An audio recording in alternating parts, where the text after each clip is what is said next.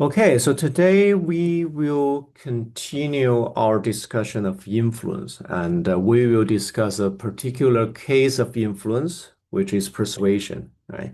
Persuasion is a particular type of influence in the sense that it's just focused on the conveying of a message to change people's opinions and behavior, right?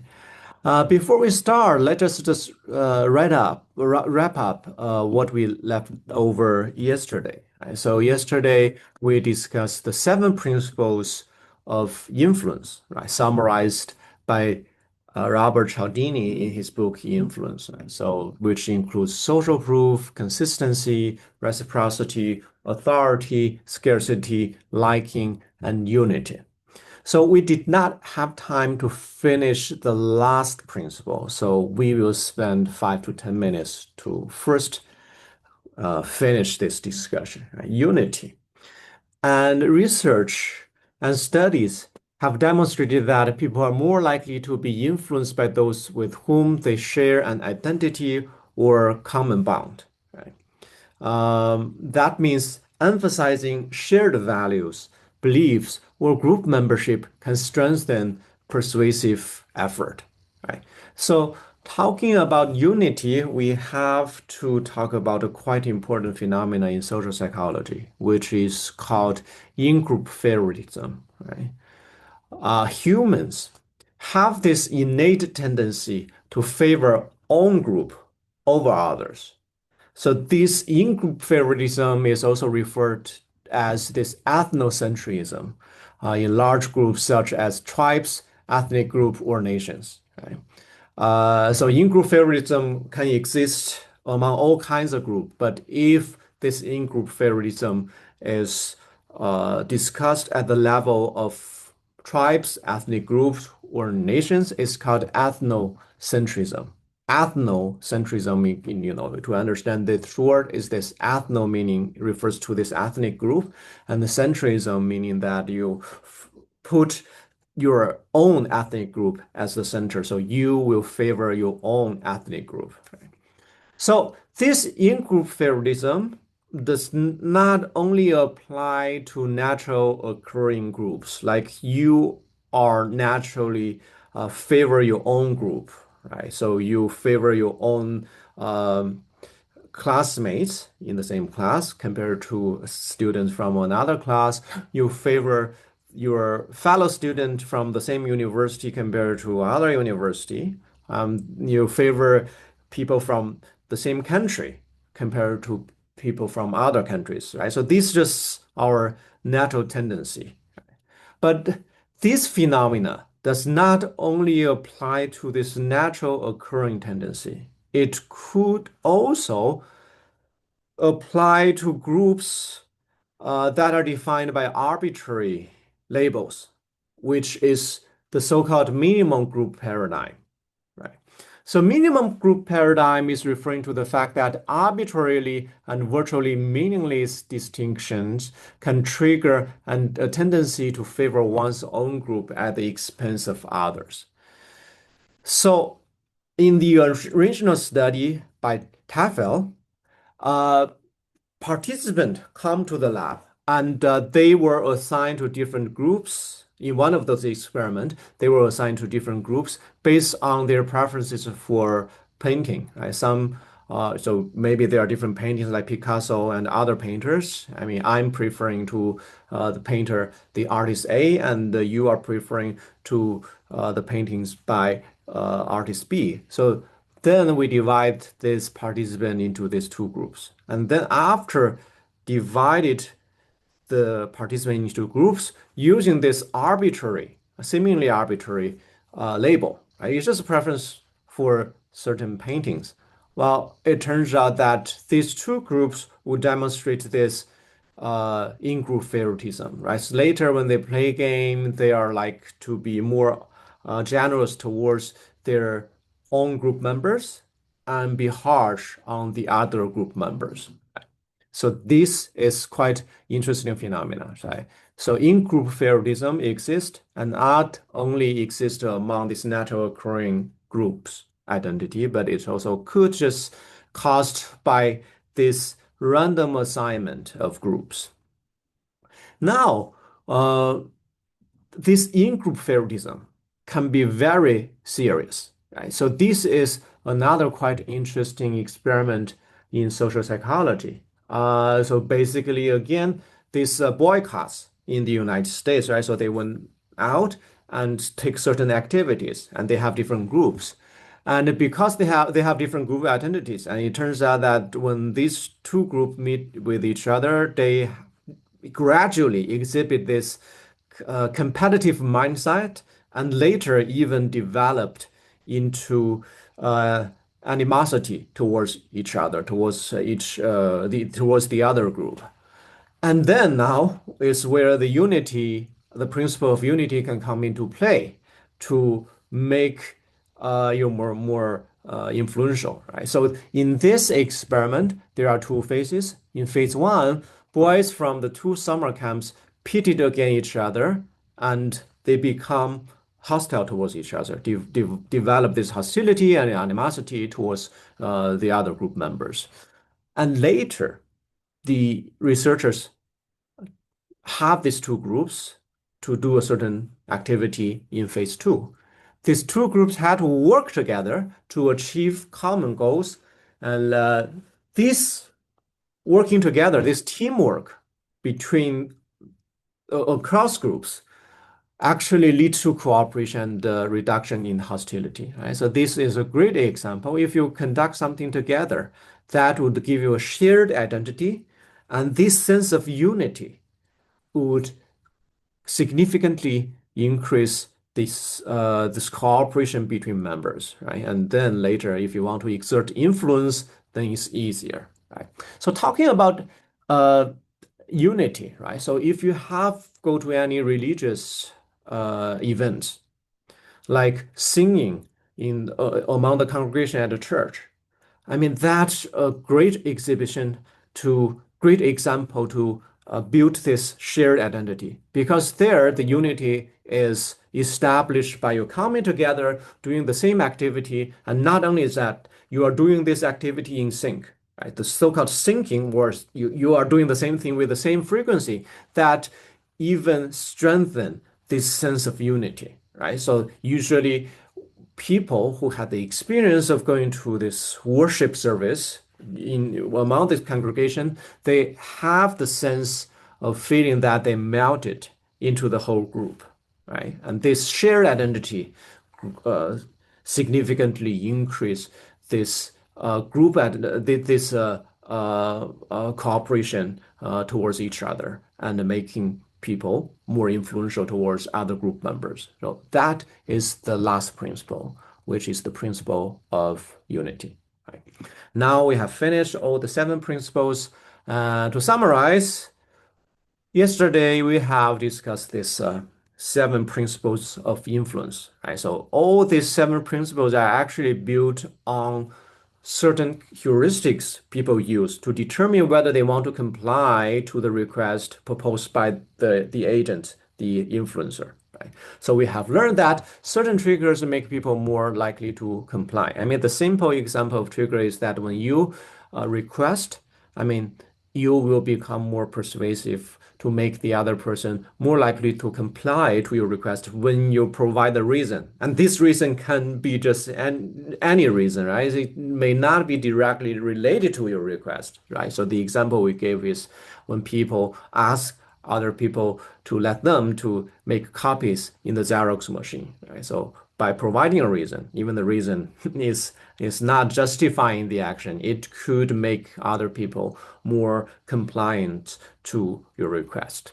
And then the seven principles of persuasion. I mean, all these seven principles are based on the usage of certain heuristics, where people use a certain trigger feature to determine whether they should comply with the request, right? So these seven principles are reciprocity, consistency, social proof. I mean, here I put conformity because it's almost equivalent, right? And then we have liking, scarcity, authority, and unity. And we also introduced two important influence tactics, right? they have similar names and they are easy to be confused with each other. The first one is door in the face technique. So this technique is based on the principle of reciprocity, right? So it's based on the reciprocal recession. Door in the face meaning that you make a somewhat unreasonable request that the other person find difficult to comply. But your real request is actually the smaller request that they will plan to ask after this big request. And after your first big request was rejected by the other person felt a bit guilty and awkward to reject your request again because you are it seems that you make a concession about on the size of your request, right? And because of the principle of reciprocity, the other person would feel this obligation to also make a concession, making them more likely to comply with your request. Foot in the door technique is applying the principle consistency, right? Meaning that you start to make a very small request that the other person has no burden at all to accept. But this initial request built the identity of the other person, change their self-image towards what you want them to be, right? So, for example, if you want people to have donation to Cancer Society, and you can just first ask them to wear a pin to support this activity, to support this course. And that would change their self-image, making them to start to think that they are someone who are supporting this course, right? And then afterwards, you can start to ask for donation. Then it's much easier for them to donate, right? Because in this case, they have already established this self-image. So these two tactics, I mean, are all referring to making a request, but they are based on different principles. And you can say that uh, the way of applying these two tactics are just the opposite to each other. During the phase, you make a big unreasonable request and then ask the real smaller request.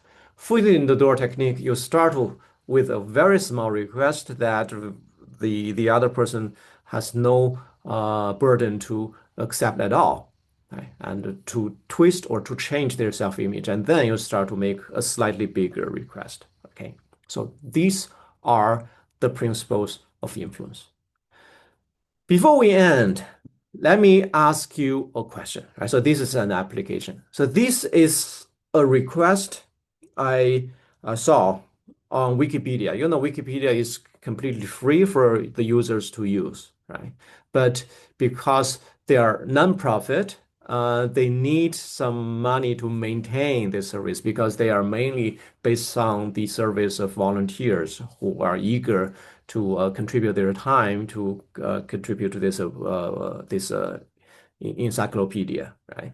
So now I want you to look at this request, right? So here you see the message. We depend on donation averaging 60 kroner in Denmark. Today, we ask you to join the 2% readers who give.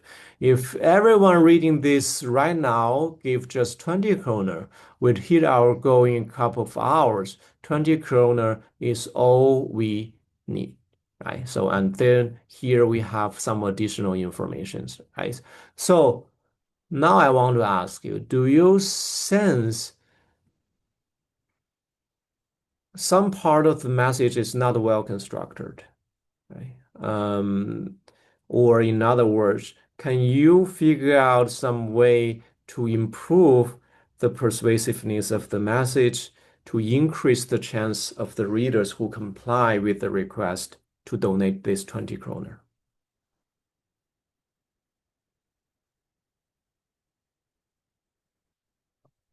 So if any of you want to speak out, you can just unmute yourself and then you can start share your experience or your opinions.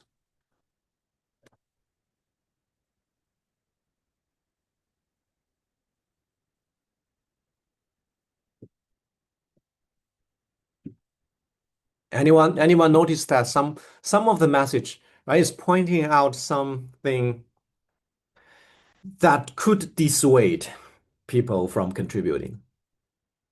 Think about the principles that we have discussed yesterday and today.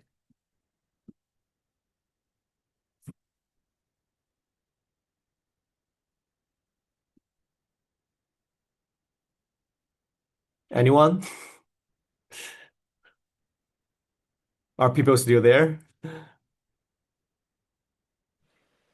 Well, isn't it? There's a negative framing at the beginning. It says, don't skip. That's not a good beginning to a persuasion, right? Mm-hmm. Yeah, it's true. Anything else? Ah no, poca puta.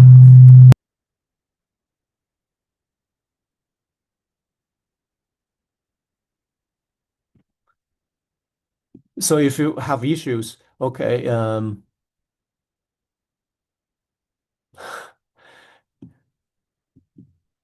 okay, Julia just mentioned that there's something wrong with the mic probably. And you could just test your message, right? So I think everyone can see the message there, right? So Can we I just have a add a response comment? that you could use the door interface, right? So ask for 60, and then retreats to 20, right? So here, I mean, it may be applying this door interface. First asking 60, but then it says 20 is enough. So this is a good tactic used by Wikipedia. It might increase the chance that 20 kroner is donated, right? So which is great. I But would also yeah, just add that there is no specific reason why people would want to give this amount. yeah, that's a quite important point, a quite important observation. As we have mentioned, when you ask for donation, it's best for you to provide a reason why you need the money, right? So you said that you need the goal of reaching like 6 kroner, but why? I mean, we don't see the needs, right? So if you provide the reason, is will make people more likely to donate. Very great observation. Any other things?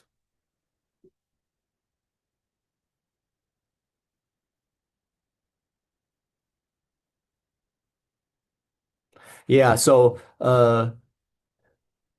Julia actually mentioned that they are actually it's not yeah, you can say it's framing. It's just pointing out this 20 kroner and no not other message. So people might find it easier to just donate that and no more. So what do you might want to elaborate on this, right? So what do you mean? Do you mean that you just say that give 20 kroner without giving other information that make people easier to donate? I'm trying to make sure that I understand your message.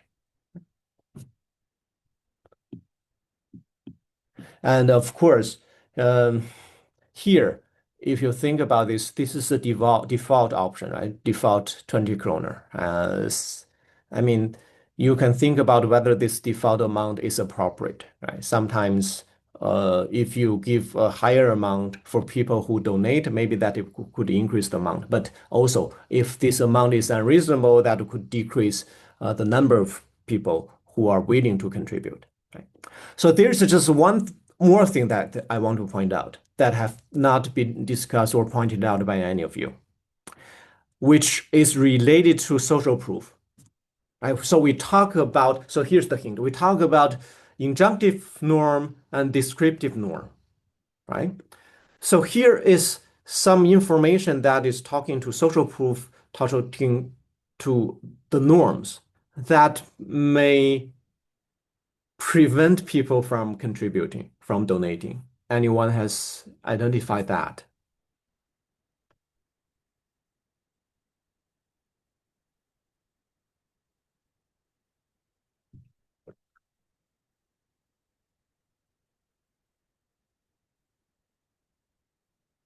Okay, so I think you already had enough time to think. So let me point out this specific point that I want to notice is here, there's 2% of the readers, right? 2% of the readers, that seems a quite small amount of readers who have contributed. It's the minority, right? Franca is pointing out this 2%. Yeah, 2% is like pointing out the descriptive norm that only 2 out of 100, only 2%, very small minority of those readers have contributed. Okay, so this may pit against the intention of Wikipedia to encourage people to donate more because 2% is very small. Now, seeing the issue, do you know how to reframe this message so that this descriptive norm will not backfire to reduce people's willingness to donate?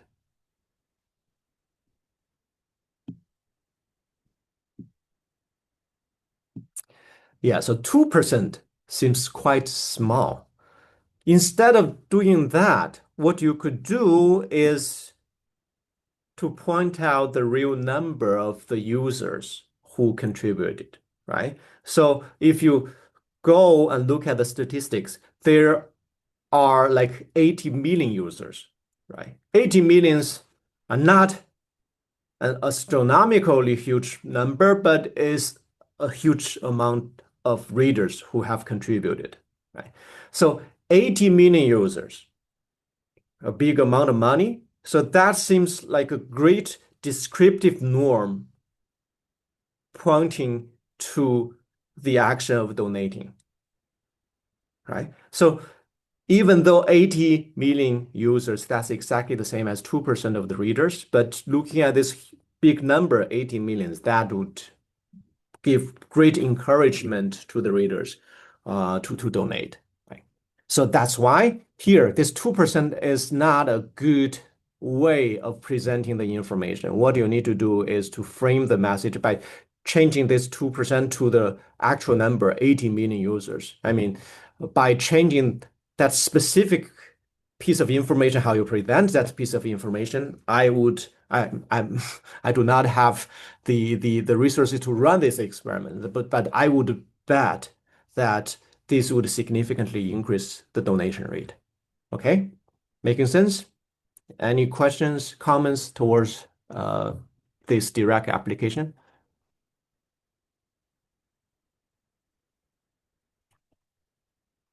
Yeah, one other thing Julia is pointing out is that here, you also want to make it easier for the people who are willing to donate, right? So if it's just one click and you don't need to put other additional information, then the donation rate, the eventual donation will be higher because if it's a longer process, if you have to take several steps to donate, at each step, some users may just stop because they may distracted by other other activities, or they don't have their card with them at the time. So each additional step would reduce the final number of donation. So that's something that you should pay attention to when you work for the non-government organization, non-profit organization to elicit donation, right?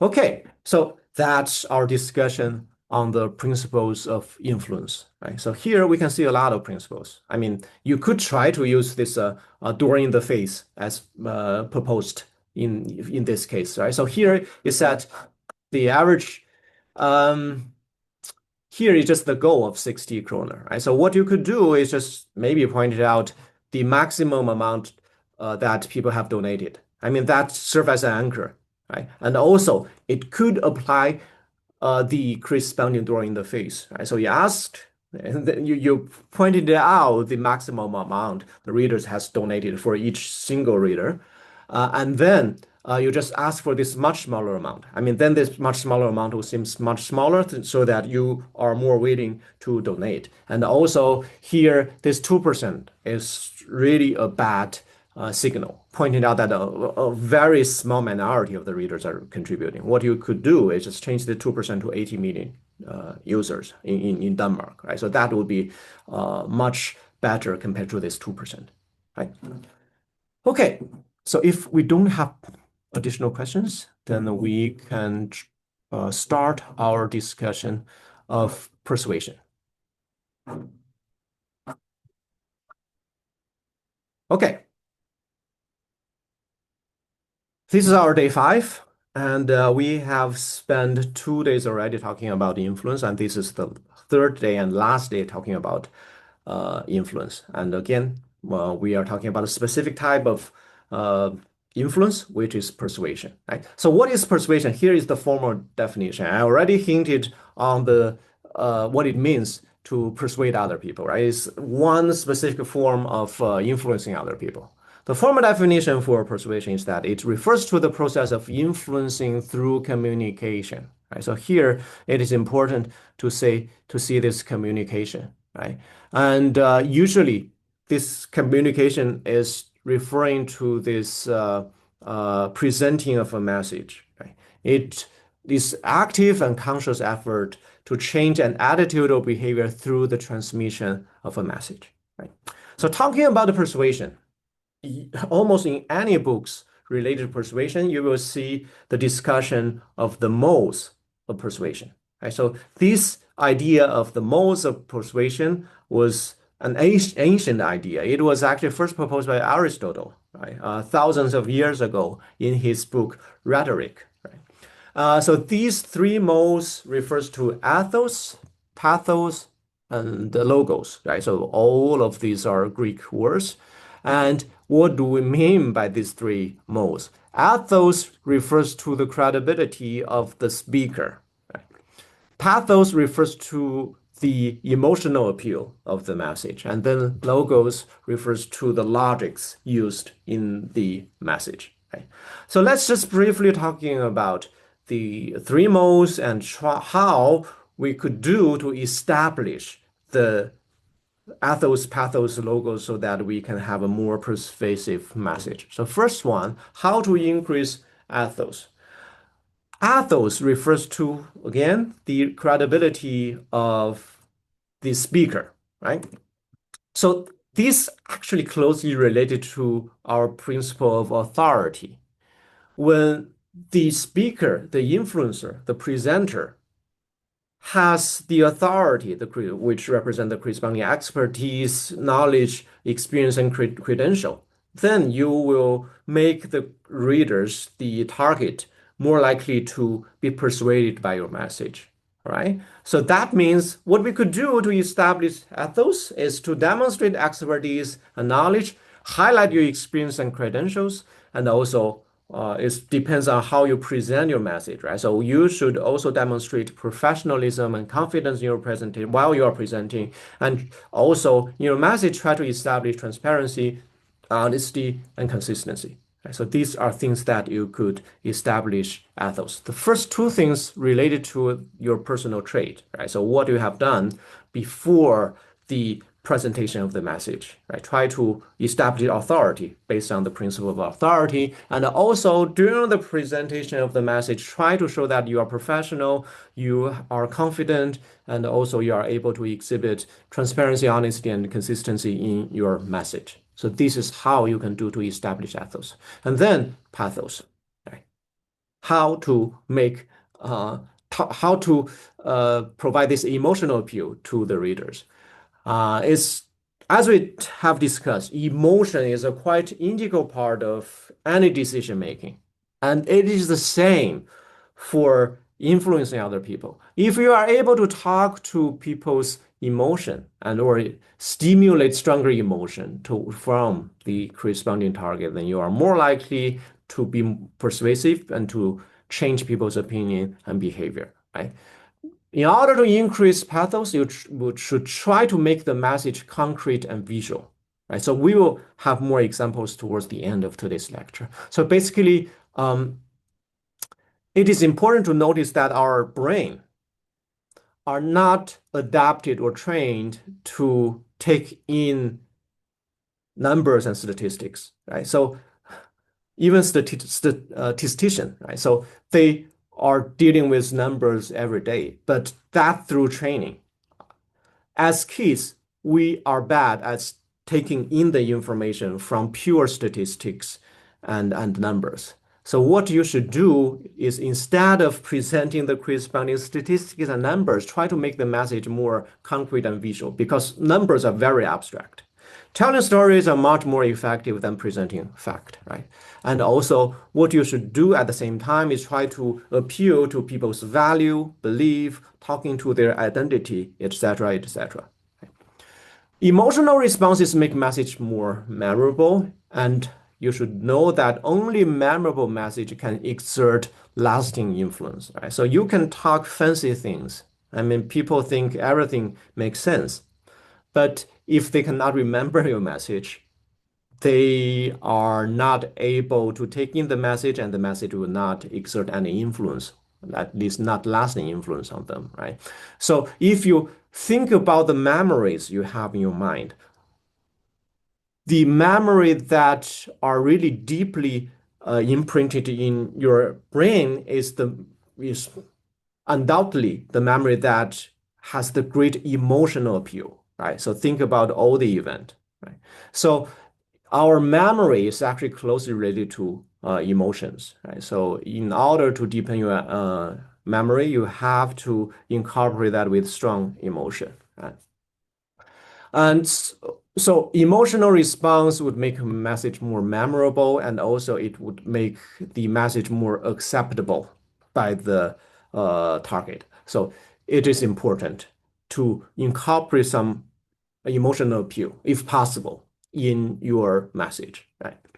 And talking about emotions, I mean, one is interesting tactic that you could use to change the emotional state of the target is to use humor. Right? Humor has been proven to be quite effective in increasing the persuasiveness of your message, right? So why? One reason is because it can generate positive emotions. It makes the audience more receptive to the message.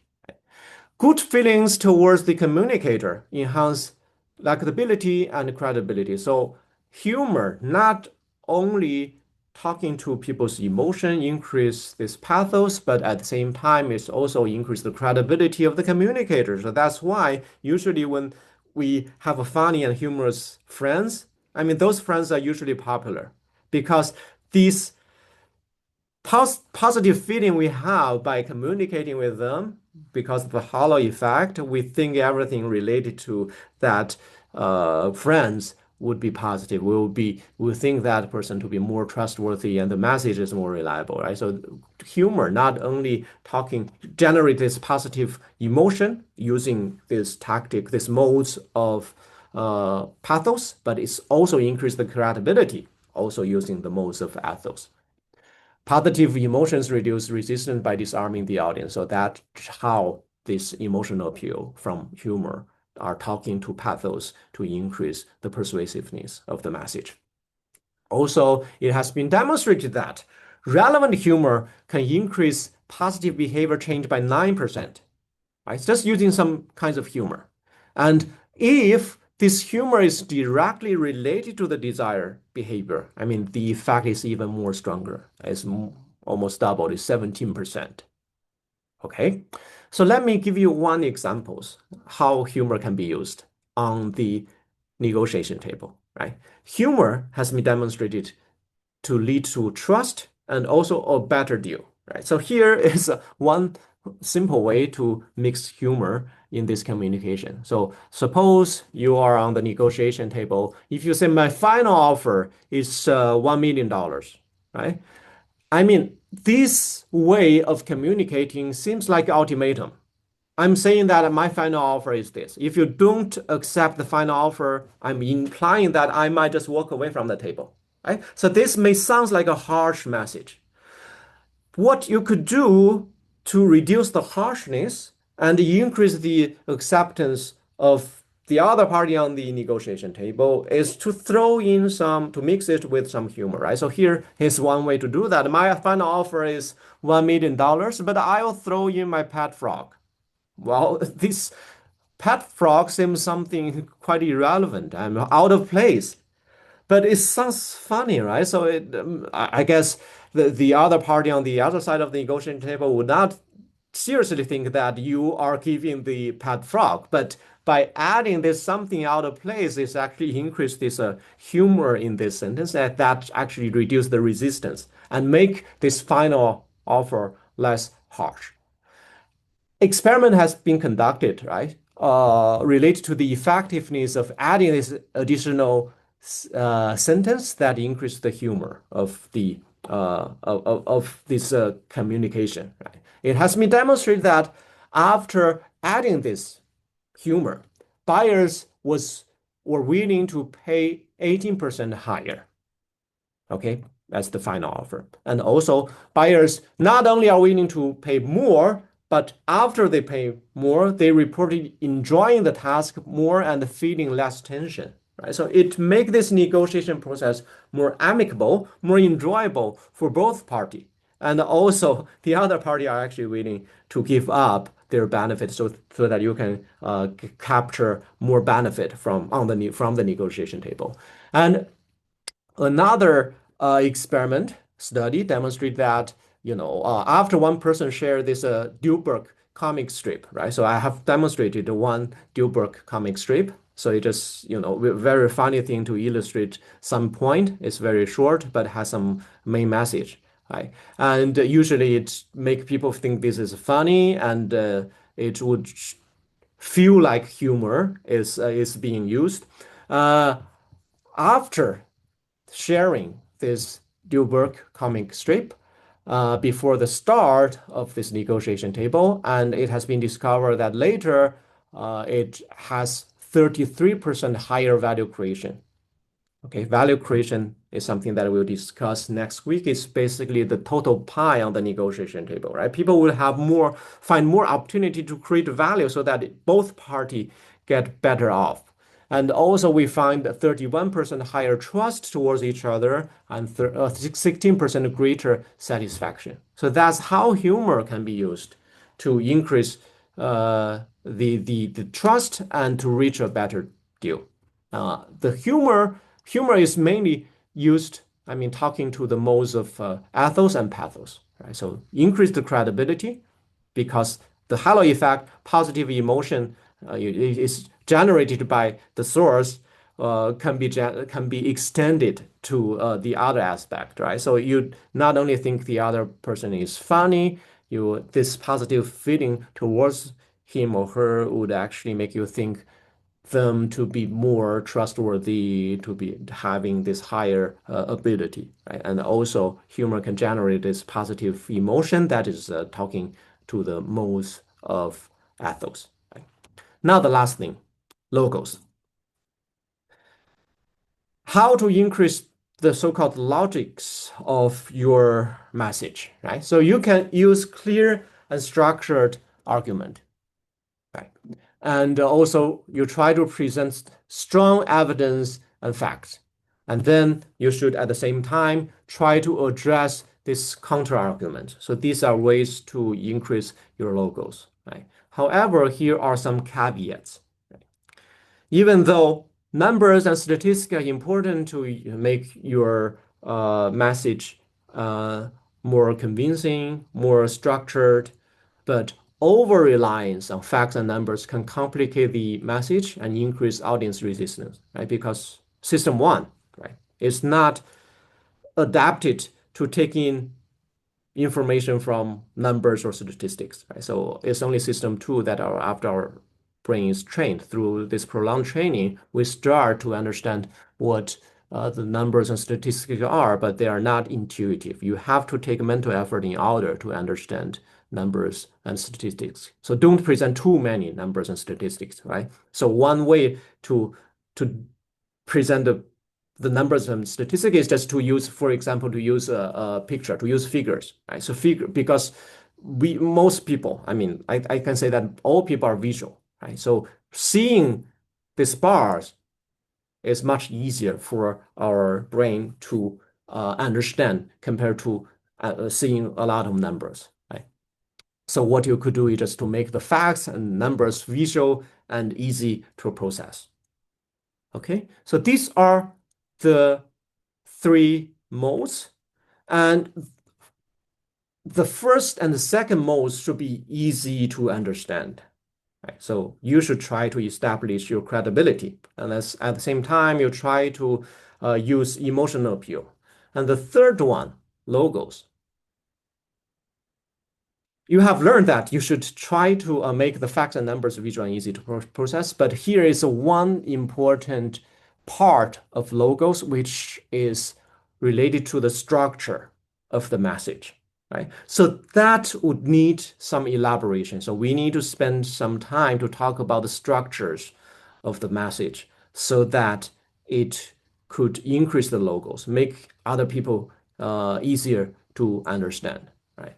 So that's what we'll talk about for the next hour or so, how to structure your message. Certain message structure has been shown to be more likely to grab attention. Okay, so here are something that has been demonstrated to be effective in structuring a message, right? So what you can try to do when you construct a message is first you try to confirm prior belief to increase acceptance. We talk about confirmation bias, right?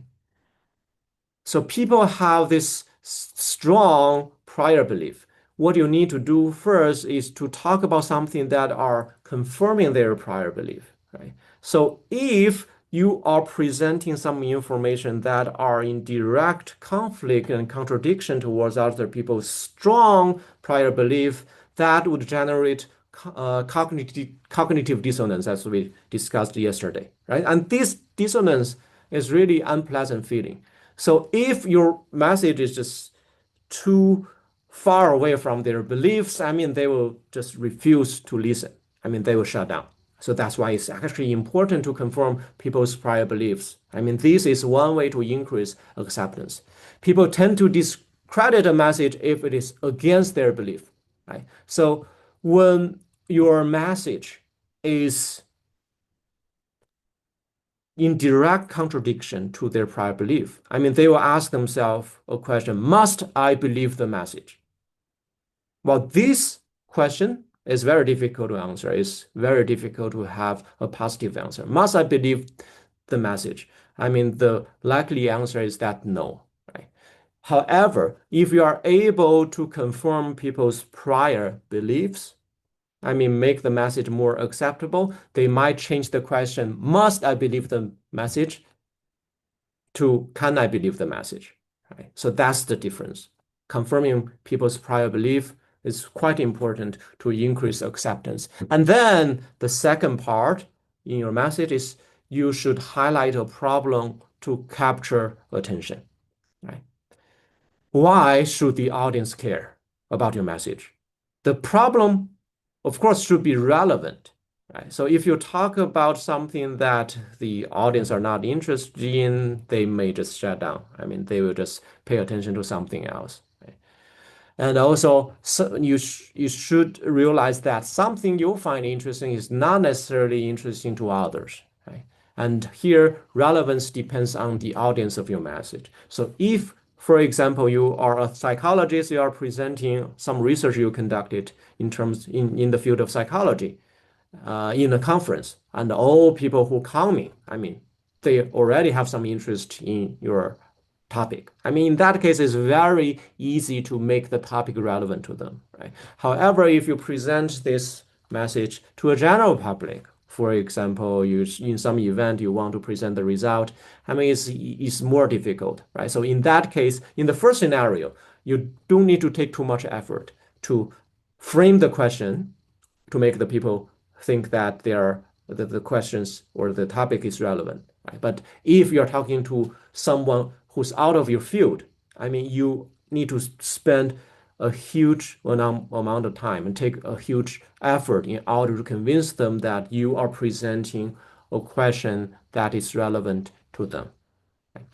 Now, the third part of the message, after highlight a problem that captures attention, you should present a solution to enhance the relevance, right? So clear and actionable solution is important to add value to the message and maintain attention. And also, eventually, all persuasive message goal is to change people's behavior or change people's opinion. Right? So you need to present something that could solve the problem that you pointed out in order to change people's attention, change people's opinion, or change their behavior.